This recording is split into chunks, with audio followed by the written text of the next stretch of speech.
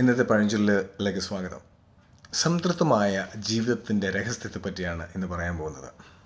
എൻ്റെ പഴഞ്ചൊല്ല് മതിയായത് ഒരു വിരുന്നിന് തുല്യമാണ് എന്നർത്ഥമുള്ള പഴഞ്ചൊല്ലല്ലേ.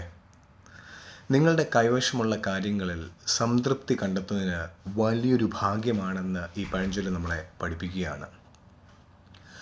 കൂടുതൽ കാര്യങ്ങൾക്കായി നിരന്തരം നെട്ടോട്ടമോടുന്നതിലല്ല, മറിച്ച് നിങ്ങൾക്ക് ലഭിച്ച അനുഗ്രഹങ്ങളെ തിരിച്ചറിയുന്നതിലാണ് യഥാർത്ഥ സന്തോഷമിരിക്കുന്നത്.